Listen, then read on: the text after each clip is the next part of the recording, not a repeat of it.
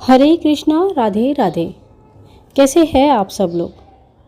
ठाकुर जी के इस परिवार में सभी लोगों का स्वागत करती हूँ। दोस्तों, आज एक बहुत ही प्यारी सी सच्ची घटना लेके मैं आप सभी के सामने आई हूँ। ये कहानी हमें सेंड किया है हैदराबाद से रत्नमाला जी ने। हैदराबाद की रत्नमाला जी कहते हैं उनके साथ ये घटना 20 साल पहले घटी थी, जब शुरू में वो शादी का होके अपनी ससुराल में आए थे। वो कहती है कि जब मैं आई अपने ससुराल में तो मैंने देखा मेरी सासू माँ एक छोटा सा प्यारा सा लड्डू गोपाल के बड़े सेवा करती है। सुबह उठ के उनका स्नान, उनका श्रृंगार, उनको आईना दिखाना, भोग लगाना, टाइम पे सुलाना, झूला झुलाना, बाहर घुमाना, और कहीं पे भी बाहर से जाते हैं कुछ करते हैं तो अपनी गोपाल जी के लिए कुछ ना कुछ लाना। बोलते हैं कि मेरे शादी को प्राय 6-7 महीना हो चुका था, पर ऐसा एक दिन नहीं था जब मेरी सासू माँ भूल गई थी गोपाल के बारे में, या उनको सुलाना खिलाना कोई भी चीज़ कभी भी, भले अपने खाने में लेट क्यों ना हो जाए, पर गोपाल की सेवा में कभी उनका भूल चूक नहीं होता था। पर एक बार सासू माँ को अपनी बहन के घर जाना था। नॉर्मली जब वो कहीं जाते थे, कम से कम ज़्यादा समय के लिए अगर जाते थे तो फिर अपने गोपाल जी को साथ में ज़रूर लेके जाते थे। घर में वो कभी गोपाल जी को छोड़ के नहीं जाते थे। पर क्योंकि इस बार रत्नवाला जी आ गए थे, घर में बहू आ गई थी, इसीलिए सासू माँ ने सोचा कि इस बार गोपाल जी को घर पे रख के जाती हूँ। घर पे इस तरह से सेवा होती है, वैसे बाहर नहीं हो पाती है। बाहर किसी और के घर में गोपाल जी की सेवा उस तरह से बिल्कुल नहीं हो पाता है जैसे घर पे मैं प्यार से करती हूँ। उतना समय भी नहीं दे पाती हूँ क्योंकि बाहर के लोग रहते हैं, और साथ साथ में उनकी बहन के घर में कुछ फेस्टिवल्स, कुछ प्रोग्राम था, जिसके वजह से घर में लोग भी बहुत ज़्यादा आएंगे। ऐसे में गोपाल जी का ध्यान उतने अच्छे से नहीं रखा जाएगा। इसीलिए उन्होंने रत्नमाला को बुला के बोले, रत्नमाला, मैं 1 महीने के लिए अपनी बहन के घर जा रही हूँ, और इस 1 महीने में तुम गोपाल जी का अच्छे से सेवा कर लोगी क्या। रत्नमाला ने कभी गोपाल जी का सेवा नहीं किया था, क्योंकि सासू माँ रत्नमाला क्यों किसी को भी अपने गोपाल जी का सेवा का भार नहीं देते थे। उनको गोपाल का सेवा बहुत पसंद था, और अपना बहुत बीमार नहीं होने से या ऐसा कुछ बहुत ज़्यादा परेशानी नहीं होने से वो गोपाल का सेवा के लिए किसी को नहीं कहते थे। इसलिए रत्नमाला कभी कभार भोग तो बना देती थी गोपाल के लिए, पर अपने हाथों से दिन भर का सेवा कभी नहीं किया था। रत्नमाला ने अपना सर हिला के बोले, माँ, जितना मैंने देखा है उतना मैं कर तो लूँगी, पर आपके जैसा भाव और भक्ति कहाँ से लाऊं। सासू माँ ने कहा, कोई बात नहीं, तुम गोपाल को स्नान, श्रृंगार, भोग, सुलाना इत्यादि करते रहना। उनको आदत है, इस घर में कई सालों से वो पूजित है, और फिर अपने आप तुम्हारा जो प्यार है वही भक्ति बन जाएगा। उस बात के लिए तुम चिंता मत करना, पर गोपाल का ध्यान जरूर रखना। कभी सुलाया नहीं, कभी खिलाया नहीं, ऐसा नहीं करना। ये सुन के रत्नमाला बोले, मैं अपनी तरफ से पूरी कोशिश करूँगी, गोपाल जी को कोई तकलीफ हो नहीं होगा। आप जाए और मैं इनकी ख्याल रखूँगी। रत्नमाला का इसी बात से सासू माँ बड़े खुश हो गए, और कुछ दिनों के बाद जब समय आया तो वह अपनी बहन के घर चले गए। तब तक रत्नमाला का शादी 8-9 महीना हो चुका था। ऐसे करके सासू माँ जाने के बाद जैसे सासू माँ सेवा करते थे, बिल्कुल वैसे ही रत्नमाला भी गोपाल जी की सेवा करना शुरू कर दिया। सुबह उठ के सबसे पहले अपना नहा के गोपाल जी को नहलाते थे, भोग लगाते थे, धूप दिया से आरती भी कर लेते थे, और फिर अपने घर के काम पे लग जाते थे।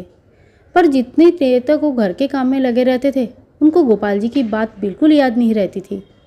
फिर शाम होते ही याद आता था, अरे गोपाल जी को तो दूध की भोग लगाना है। फिर वो जाके दूध की भोग लगा के आते हैं। थोड़े दिन बाद रत्नमाला के घर पे कुछ अतिथि के आगमन हुआ। अतिथि आने के बाद रत्नमाला का काम थोड़ा बढ़ गया, और दिन भर वो बहुत ज़्यादा काम में फंसी रही। रत्नमाला मायके से जब ससुराल आई तो काम धाम थोड़ा बढ़ ही गया था। मायके में बेटियाँ अलग तरीके से रहते हैं, पर ससुराल में आने के बाद दाई दायित्व तो बहुत बढ़ जाता है, साथ में काम भी बढ़ जाता है। शुरू में रत्नमाला बहुत थक जाती थी और कर भी नहीं पाती थी इतने सारे काम। चलो ऐसे ही दिन ज़्यादा था, पर जिस दिन उनके घर में बहुत सारा अतिथि आ गए थे, उस दिन रत्नमाला सुबह से खाना पीना ये सब में लगे रहते थे।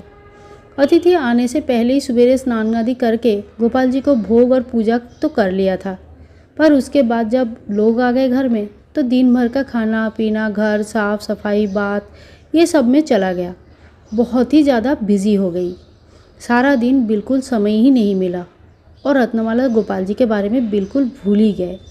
जैसा होता है कि नया नया जब शादी होके आए हैं, 1 साल भी नहीं हुआ था, उसका इतने सारे काम, घर में हेल्प करने वाले भी कोई नहीं था, बाहर के लोग भी अतिथि आए हुए थे, उनके इतने लोगों का खाना पीना बनाना था, सब मिला के रत्नमाला बड़ी थक गई थी। और रात को जब तक अतिथि खाना खा के गए तब तक 10 बज चुके थे।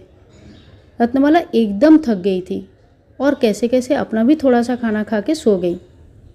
कब सोई, कब उनकी आँख लगी, पता ही नहीं चला। और फिर रात को अचानक से किसी बच्चे की रोने की आवाज़ आने लगी। रत्नमाला का एक बार थोड़ा सा आँख खोला, इधर उधर देखने की कोशिश किया, पर थकी हुई रत्नमाला फिर बोला, पता नहीं कौन सा बच्चा रो रहा है, और फिर सो गई। थोड़े देर बाद उनको फिर से आवाज़ आई। कहीं से तो कोई आवाज़, बहुत ज़ोर ज़ोर से कोई रो रहा है, जैसे कि भूख के मारे रो रहा है। रत्नमाला को समझ में ही नहीं आया कौन सा बच्चा है, घर पे तो बच्चे ही नहीं है, आवाज़ कहाँ से आ रहा है, किसी ने मोबाइल सोबाइल लगाया क्या। घड़ी में देखे तो देखा, ओ ये तो रात के 1 बज रहा है। रात के 1 बजे तो कोई मोबाइल भी नहीं देखेगा और घर के सभी लोग सो रहे थे, तो फिर ये आवाज़ कैसी, खाली मुझे ही सुनाई दे रहा है क्या। रत्नमाला इधर उधर घूम घूम के देखने लगी, पर कहीं कुछ नहीं समझ में आ रहा था। पर थोड़ी देर में उनको ऐसा लगा जैसे कि जहाँ पे वो पूजा करती है उस पूजा रूम से ही आवाज़ आ रही है।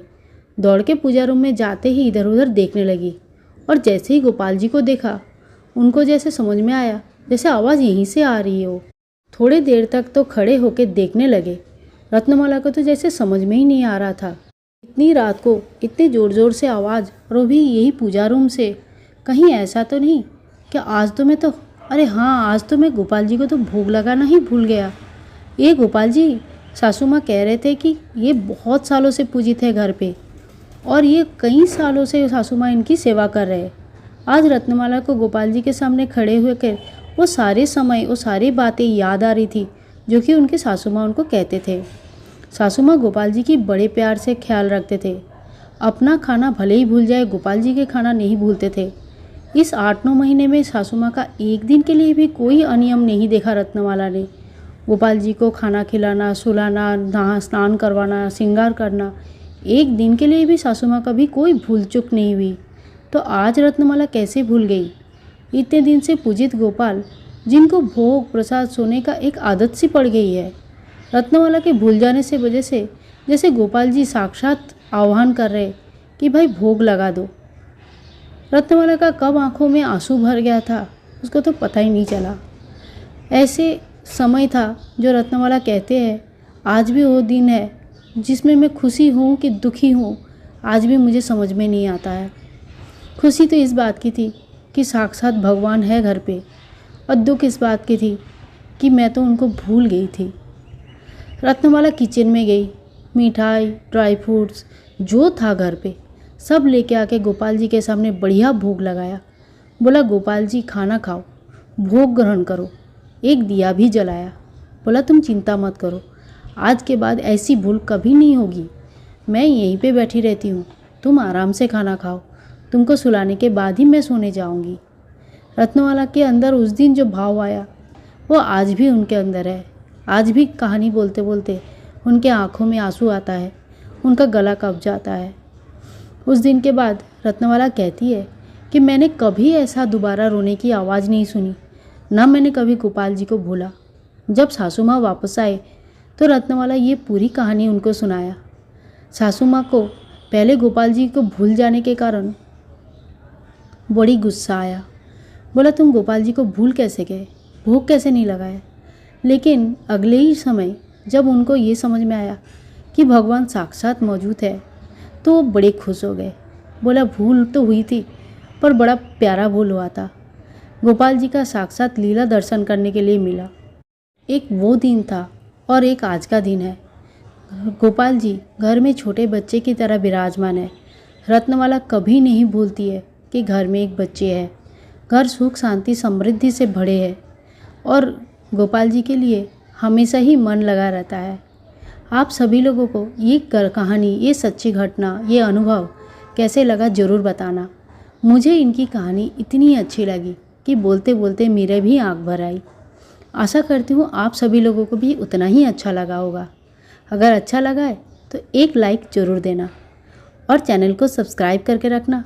आगे भी हम ऐसी मधुर कहानियाँ सुनते रहेंगे। अभी विदाई दीजिए, मिलते हैं एक नया कहानी में।